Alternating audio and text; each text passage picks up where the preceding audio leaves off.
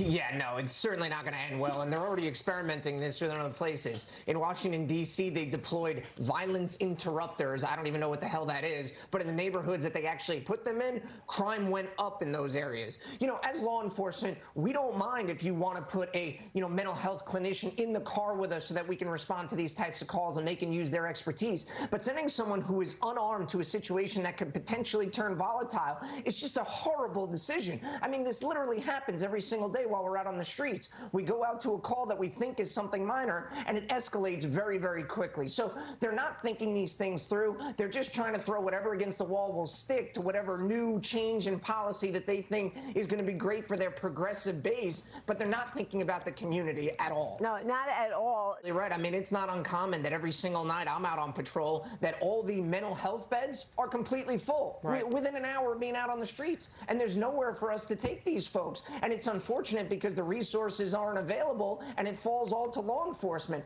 But to just blanketly say we're not going to send police officers out to these mental health calls, they can be the most volatile when we head out to them. Yeah, right. So these plans are not well thought through. We need to rethink how we handle mental health entirely in this country to make sure that there's resources available for those folks while also balancing public safety in our communities. I just want to add the number of available state hospital beds for those with psychiatric problems has fallen by 97% since 1955. There are no state hospital beds, essentially, for the mentally ill. That's and so it falls on police officers in the street to deal with it. From broken windows policing, Joe, we learned in New York City in the 90s, the 2000s, that enforcing against low-level offenses helps everybody, helps neighborhoods, reduces crime overall. Do these cities all have to learn that lesson the hard way again?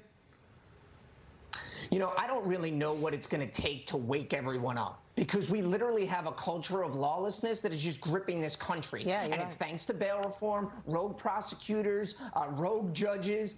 And they just continue to push these revolving door policies, and the results have just been catastrophic. The FBI just released a report that 2021 was the deadliest year for homicides in 30 years.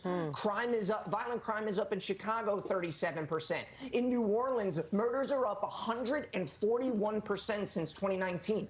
In Milwaukee, murders are up 20% this year over last. Last year was their highest murders in recorded history. I mean, violence. We've had 252 police officers shot this year. We just had 3 more shot in Philadelphia this morning, and I'd ask you all to keep them in your thoughts and prayers.